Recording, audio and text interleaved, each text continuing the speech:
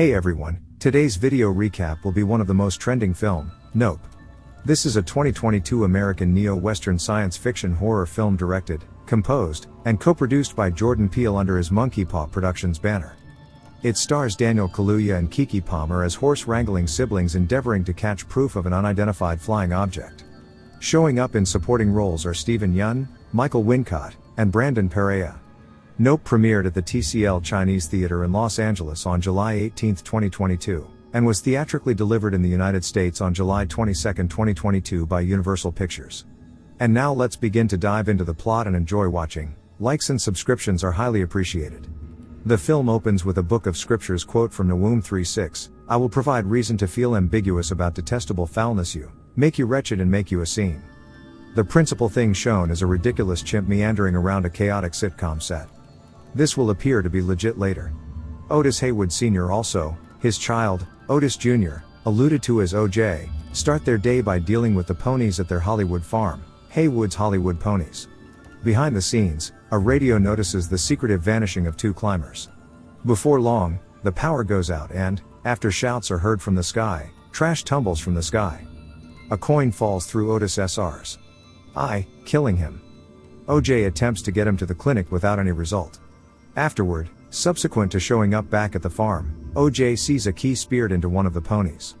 The initial credits are displayed alongside a green square, later zooming into the primary film of a person of color riding a pony. A half year after the occasion, OJ sits tight for his sister Emerald, alluded to as M, on a film set where one of their ponies, Fortunate, is to be utilized for a business recorded by cinematographer Horns Holst. Emerald before long shows up and helps make sense of the security safeguards of shooting with Fortunate, additionally referencing that the person of color on the pony in the main movie is her and OJ's extraordinary incredible granddad. In any case, the staff disregards them and slights the pony's limits, making it respond savagely. The Haywoods are terminated from the undertaking, with a VFX horse supplanting Fortunate all things being equal. With the farm battling monetarily, the Haywoods go to meet Ricky Jupe Park, a previous kid entertainer who possesses a Western-themed carnival named Jupiter's Case, to sell Fortunate to him, the 11th pony to be sold. During the gathering, Jupe relates a SNL sketch in view of a damaging occasion during his youngster acting profession, when a chimp entertainer went wild on the arrangement of the sitcom Gordy's Home. Jupe offers to purchase the Haywood farm, and M later urges OJ to acknowledge the arrangement. That evening, M relates to OJ about how Otis Sr. guaranteed M that she would prepare her most memorable pony named Jean Coat, albeit the pony would later turn out to be utilized for a film, which wound up utilizing another creature in any case. M sees that apparition, one more pony of theirs, strangely wound up in the field. Starting here, the film is separated into parts, each title alluding to the creatures in the film. This part is named Apparition. OJ goes to the field and tracks down Phantom there. Out of nowhere, he sees something from a long way off, a few lights and a voice playing on the speakers. The lights and the voice gradually switch off, and Phantom escapes the field. OJ finds Apparition escaping from the farm and vanishing while different ponies act brutally in the farm. As the power of the Haywood home switches off for a couple of moments, OJ sees a flying saucer overhead. OJ portrays it as large and quick to M. The two purchase a few cameras the following day at Fry's Hardware, trying to be renowned from the recording, where staff part Heavenly Messenger Torres makes sense of for them that he'll assist with setting up the cameras, guessing that the Haywoods may be in a UFO area of interest. Later on, he visits the farm to do as such, portraying his viewpoint on outsiders all the while. M leaves quickly and gets back with a taken presentation horse from Jupiter's Case, proposing to involve it as snare. Jupe later shows up at the farm to examine M regarding the presentation horse, however she feigns right out of it. Jupe endeavors to welcome the Haywoods to an occasion, yet his flyer is removed by the breeze. He then leaves. That evening, the cameras and the bait horse are set up. OJ sees that somebody let another pony, Clover, out. He then experiences what is by all accounts different outsiders. At the point when one of them sneaks behind OJ, he hits it directly upside the head, just to figure out it's a kid. The outsiders are uncovered to be Jupe's youngsters, insulting him for taking their bait horse. Afterward, OJ goes to track down Clover, however the UFO shows up and sucks up the bait horse, which stalls out, making Clover take off. Holy Messenger, covertly watching their cameras at Fry's, lets M know that the UFO is in the mists, and M yells at OJ to run. OJ figures out how to stow away securely, yet witnesses Clover getting sucked up as well. They neglect to get the recording they need, as an imploring mantis had obstructed the perspective on a camera that remained on the web, not impacted by the UFO. M advises OJ that they need to leave, however he lets her that know there's something else to this besides they think and convinces her to remain and happen with the arrangement. The following day, Holy Messenger shows up at the farm once more, making sense of that he rewinded through their recording and found a cloud that never moves, which may be the UFO's concealing spot. M contacts Prongs and attempts to inspire him to go along with them, however he declines, asserting that they'd never awaken from this fantasy about being renowned. OJ contemplates whether the UFO isn't a boat. It is 1998. Youthful Jupe and his kindred entertainers act in an episode for the sitcom Gordy's Home named Gordy's Birthday. During a scene where inflatables are delivered in the room, the inflatables begin popping, stunning the chimp playing Gordy, who begins to go wild and assaults the human stars. Jupe conceals under a table, sees a shoe standing up all alone, which he would later show off from now on, and looks as individual co-stars Mary Jo Elliott and Tom Bogan get gone after by the chimp, who quiets down in the wake of completing the assaults. The chimp sees Jupe and approaches him, utilizing gesture-based communication to ask what has been going on with the family. The chimp connects his clench hand for the pair's famous clench hand knock, yet before their clench hands can contact, the chimp is shot dead. Back in the present, Jupe ponders the slaughter. His better half, Golden, spurs him to get ready for an impending occasion, and assists him with discussing his lines.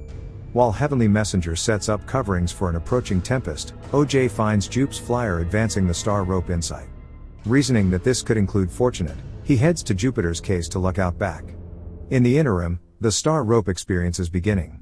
Jupe informs the crowd concerning a night where he saw the UFO, and commitments that they will leave different subsequent to seeing a display. The UFO shows up before the expected time. Jupe uncovers a glass box that contains Fortunate, intended to be sucked up for the show. Fortunate will not leave the case, and the UFO shows up over the crowd, which incorporate Mary Jo Elliott, whose face has been deformed from the Gordy episode. The camera centers around Jupe's stunned articulation as the shadows behind him portray the crowd being sucked up by the UFO.